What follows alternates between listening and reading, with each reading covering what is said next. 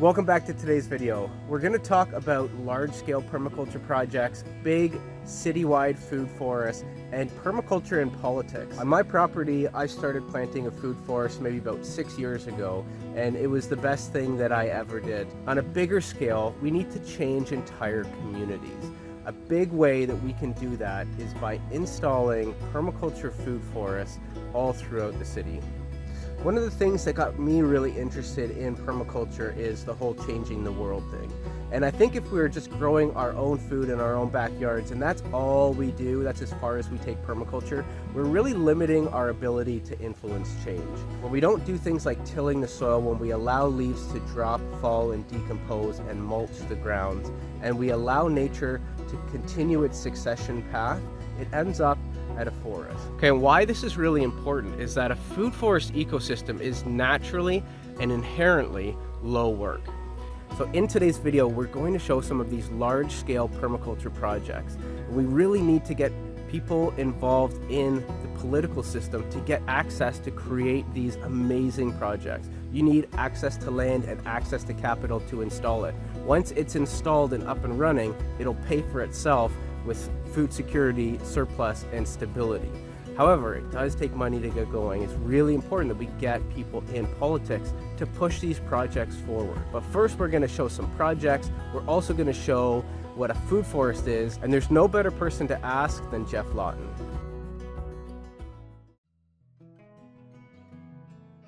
What is a food forest?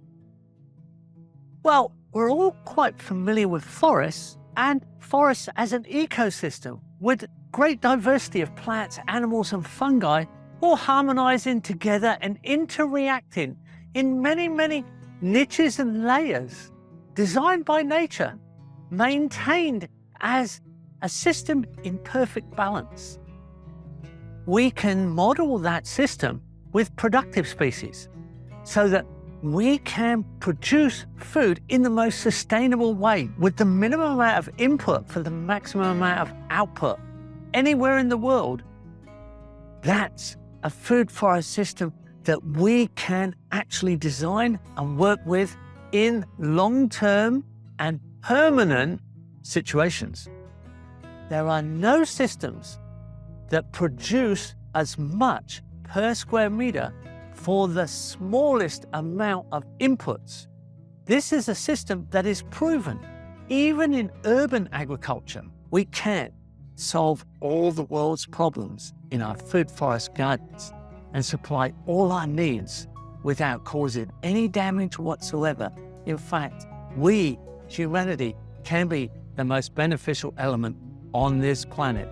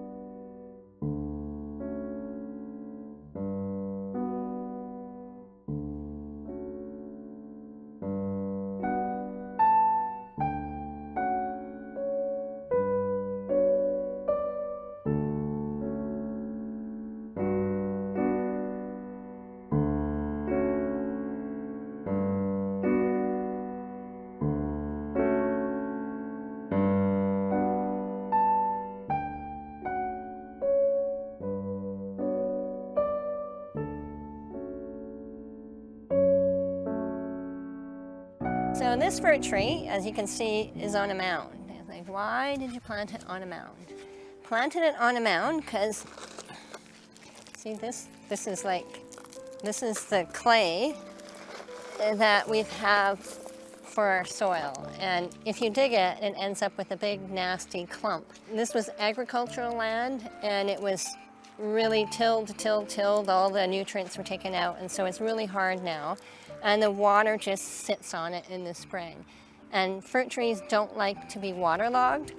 So what we did is we built mounds, and this ensures that the fruit tree roots are above the heavy wet clay. That gives them a chance to establish themselves.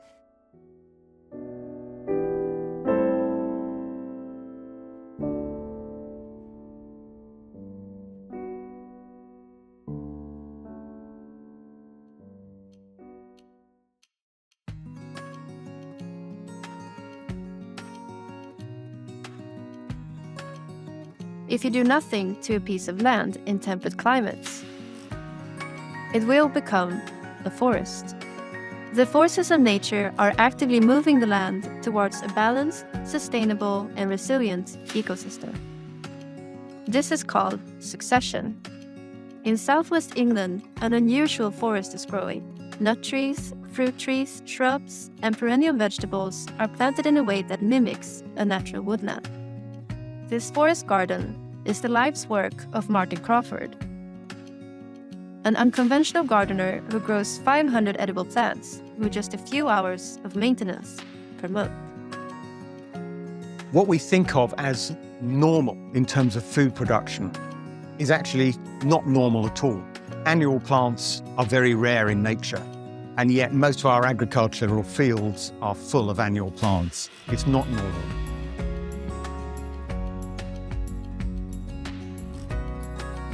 What's normal is a more forested or semi-forested system. Forest gardens are very beautiful places to be in because although they're managed, the management is light, so they have this very naturalistic feel to them, and it is more like being out in nature than being in a cultivated garden. It can seem a bit overwhelming. There's so many different species. You shouldn't let that stop you from beginning a project because you don't have to know everything to begin with. Just start, plant some trees and go from there.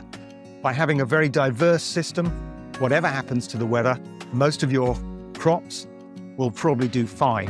Some may fail, some may do better. That's very important going into the future because we don't know exactly what's going to happen to our weather. So by having a diverse system, it gives you maximum resilience.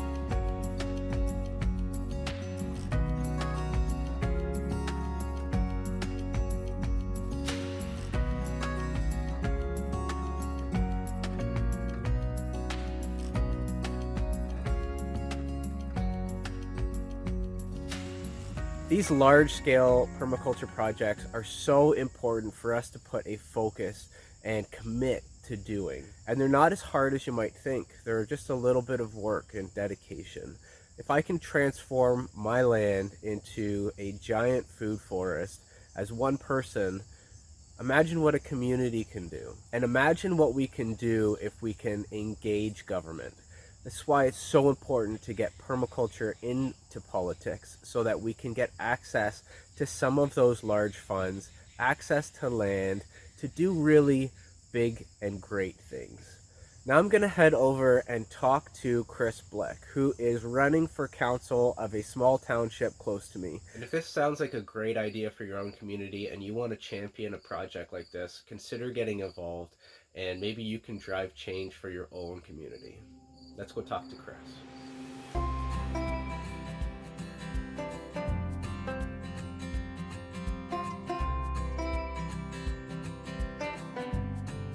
Okay, my name is Chris Blick. I'm running for Calderman Council as a councillor. My wife and I, with our 2 kids, we moved out to Vernonville 2 years ago. We've owned our place for about 6 years. Okay, I feel like we've been responding to crises and issues, and I feel strongly that looking forward can avoid a lot of these problems. My base job now is an instructor. I teach science fundamentals, mostly to engineers. Mechanical equipment and instrumentation and control are my 2 big subjects. And now I work in project management, and I feel like that experience will help me looking forward and looking at climate change and looking at the state of the world right now, it bothers me that we aren't more progressive in our thinking. We mow the lawn in a lot of township properties. I feel like we can use that land and all this vacant land better. We spend money to mow, we spend staff time to mow, and we have so many people in the township that are food insecure, especially now with the rising prices, that I think looking forward, we can help alleviate some of these problems for the whole township. I have a vision of multiple food forests at community centers, at the arena, at vacant lands where people in the community can go and get fresh, healthy food. Not only have that happen, but build community. Other places have done this very successfully. So I think with the idea of keeping Alnwick rural, and that's important to me, is keeping Alnwick Holloman, it's a rural township. We have farmland, we have forest, we have Rice Lake, we have Lake Ontario, we have the hills. It's beautiful if we can provide the information so that people can make their farms more restorative and resilient, so that they can stand up to these weather events.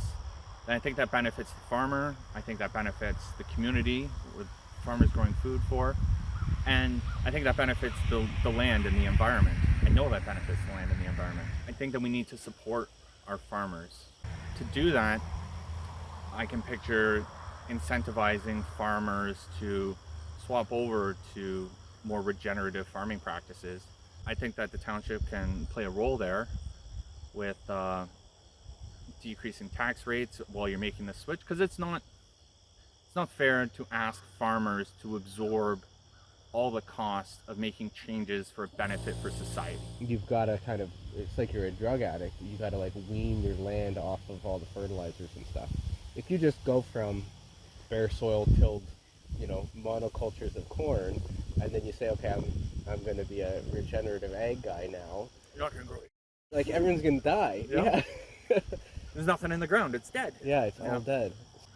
And I think that farmers in general want the land to be strong and resilient. They want to grow good food. They want to be good members of the community. Yeah. Like, they're great people. Like, these are the people who are feeding the world.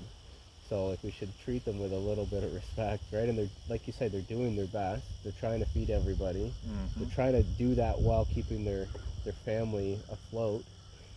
And, yeah, they just need a little help, getting there. Well, I think when you show, like, the Rodale Institute, like, shows it's cheaper, better for your land, and easier to switch over to more regenerative practices.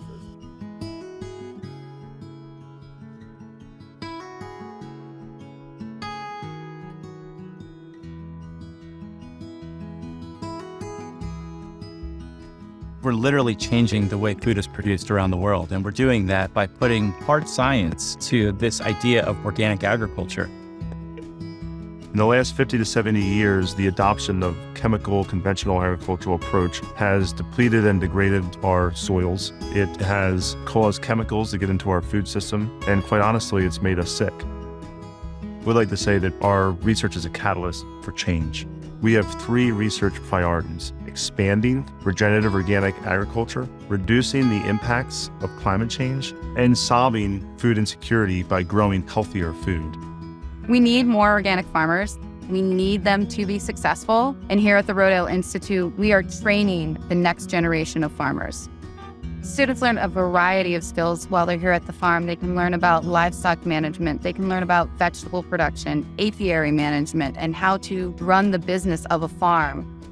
Regenerative organic agriculture is a farming production system that focuses on the ideas and concepts around continuous improvement. By adopting regenerative practices, we have the opportunity to not only feed people, but feed people food that's healthy, that makes them healthy, and at the same time improves the environment. The farming systems trial is the longest running side-by-side comparison of organic and conventional farming systems. It's about 40 years old. This research is very useful, not just for organic farmers, but conventional growers as well. What we found was that there is no statistical difference in yields. between the organic and conventional system. In fact, when there's drought, organic system is producing 31% more yields than the conventional system. That's why I'm excited, because I know that what we are trying to promote here can actually feed the world. The organic, regenerative farming practices beat it all the time. Yeah. Not for the first like 3 years or 5 years, but it's interesting to read their stuff.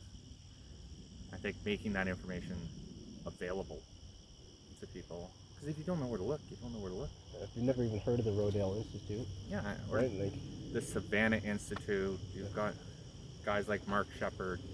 You got your Richard Perkins. That's more like market gardening, like small farm gardening. He has 10-acre farms, and yeah.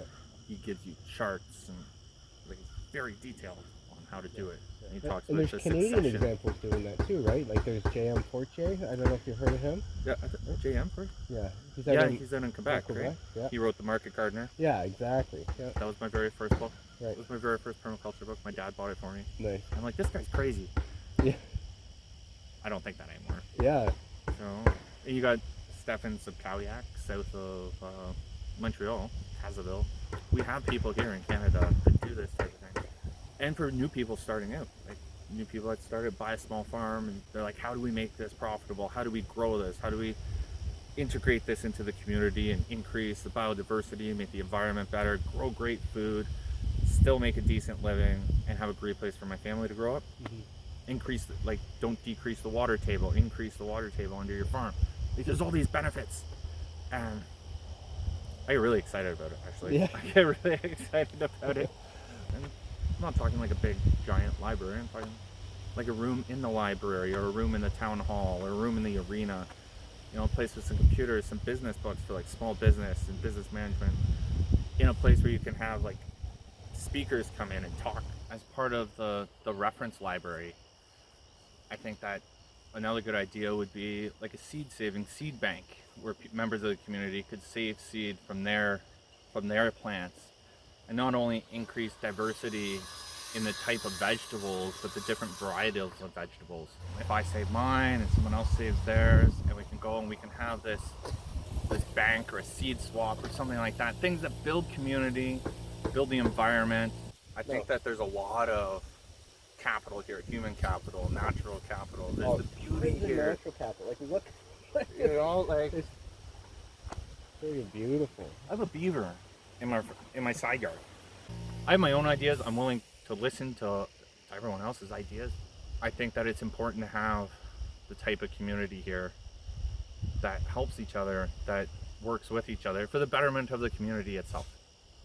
So if people want to learn more about you and your platform, where can they go? How can they contact you? How can they learn more information?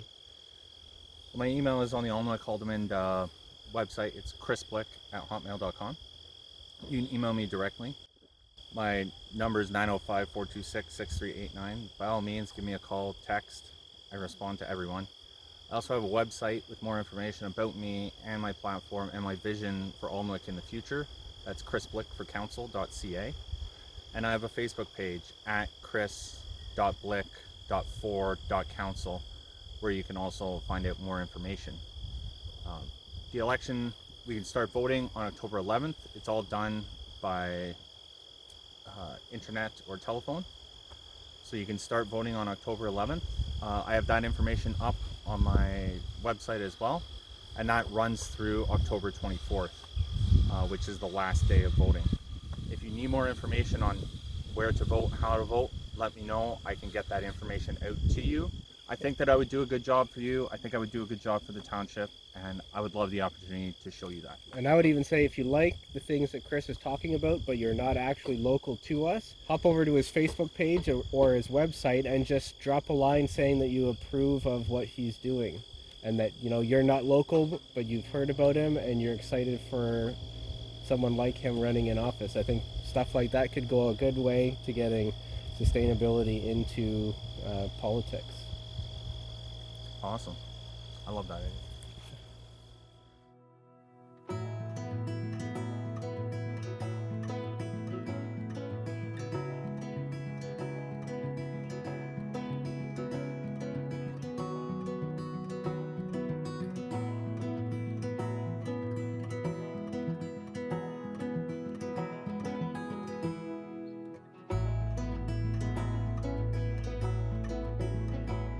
Oh my gosh, we need it so bad. The closest store, I'm blessed to have a car, but I have many of my neighbors and people in the community do not have cars, so they either take an Uber or they walk 2 miles to the bus station on Moreland, get on a bus, and they're carrying their groceries. So this is what a food desert is, when you have to go so far just to eat healthy food. So the fact that we are here and it's organic, and we know it's organic, and you could go straight from the farm to the table, it's a blessing. Yeah, this park means a lot to me. I think that all of our public parks should have some food portion to it. It doesn't make sense for us to be mowing acres and acres of park space that isn't being utilized, when we could actually be having community gardens and orchards in these spaces throughout the city, and kind of create the city of Atlanta as a food forest and not just have it be at this one park. So this kind of is a new model for a park in the city of Atlanta, and we're hoping to replicate this in other park spaces and other city-owned lots. Right now, the project is still young, so all of the hundreds of fruit trees we've planted are still not bearing fruit yet. But in 3 to 5 years, we'll be producing tons of fruit that'll be free for the public to come and harvest.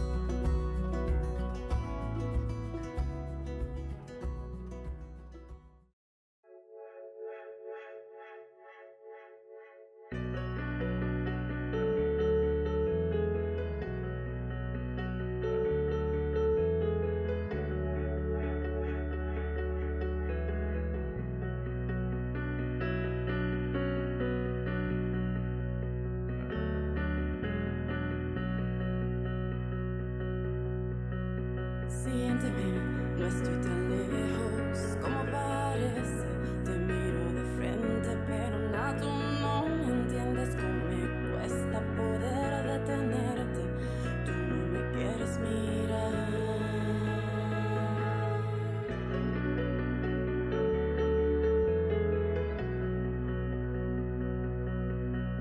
Espérame, pues ir más despacio podrías detenerte. Tan solo un segundo, lo que yo daría por retenerte. Si tú no me esperas, yo no puedo ni conocerte y yo no te puedo alcanzar. ¿Y qué puedo hacer? ¿Qué puedo hacer? ¿Qué puedo hacer si no me ves? Si no me ves, si no me ves, ¿qué puedo hacer? ¿Qué puedo hacer? ¿Qué puedo hacer si no me ves? Si no me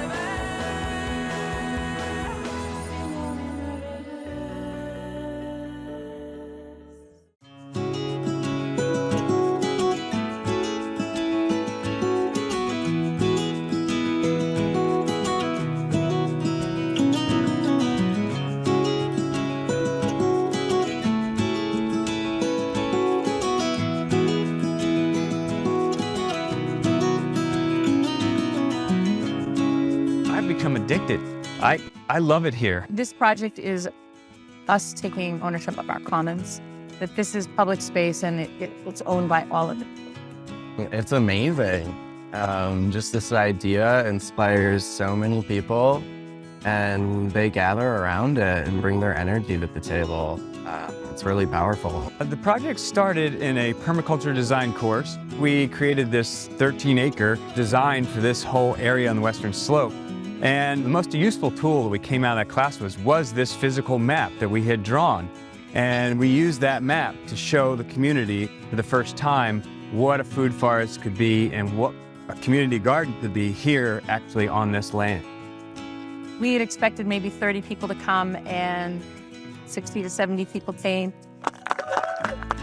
Projects like the Beacon Food Forest are adding a foundation of health right in the center of a city. 1,000 people have been involved with this project. I could safely say, done something here. That's the satisfying. You physically do something together and have a result that we call ours together. It's been a palette for dreaming. Thanks for coming with us on this journey. Consider becoming involved in politics and starting one of these community food projects in your own community. Thanks for watching, everyone.